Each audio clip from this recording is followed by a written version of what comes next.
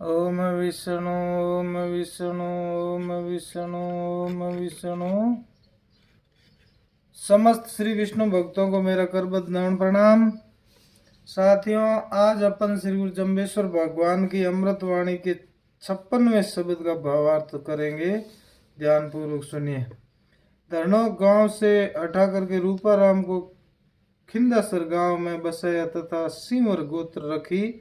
वहां पर भंडारे का कार्य रूपे को सौंपा और कहा कि जीवन को तो युक्ति से व्यतीत होगा और मृत्यु पर मोक्ष मिलेगा।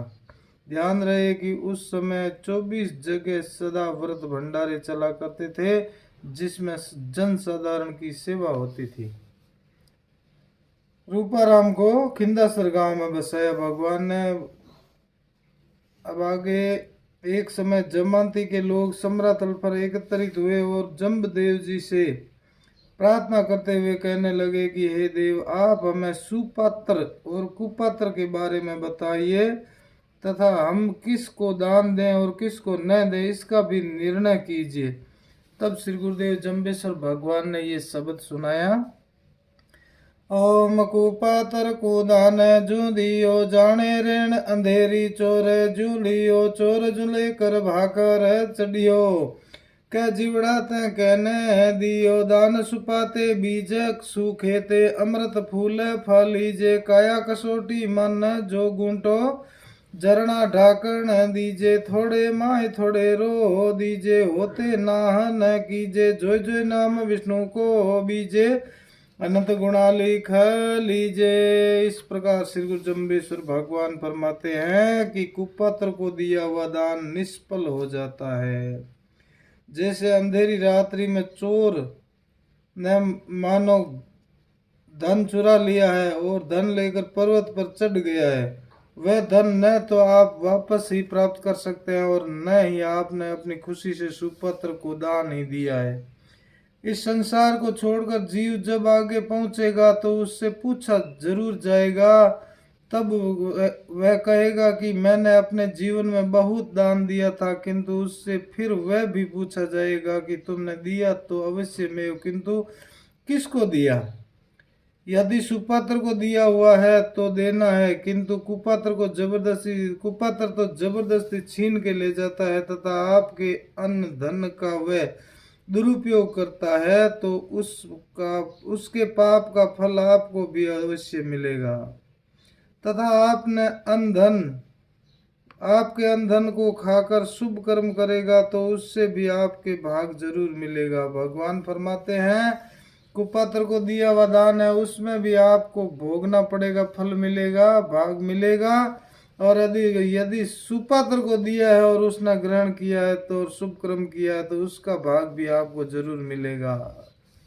इसीलिए दान तो सुपात्र को ही देना चाहिए, वही दान फलता फूलता है और अमृतमय बन जाता है। जिस प्रकार से अच्छी साफ सुथरी जोताई गुड़ाई की हुई उपजाऊ भूमि में समय पर बोआ हुआ बीज अनंत गुणा फल वाला हो जाता है, उसी प्रकार से सुपात्र को दिया हुआ दान भी अनंत गुणा फल वाला हो जाता है।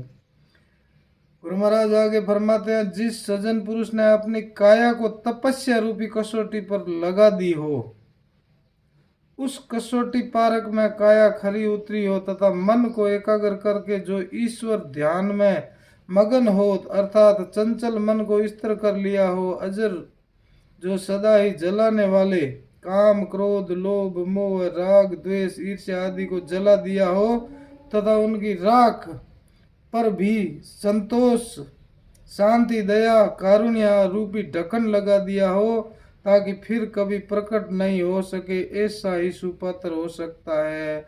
वही सुपात्र की परीक्षा है। गुरु महाराज ने सुपात्र के ये लक्षण बताए हैं। ऐसे लोगों को दिया हुआ दान अमृत में फल वाला होता है, बाकी दिखावा में दिया हुआ कोई काम का नहीं है।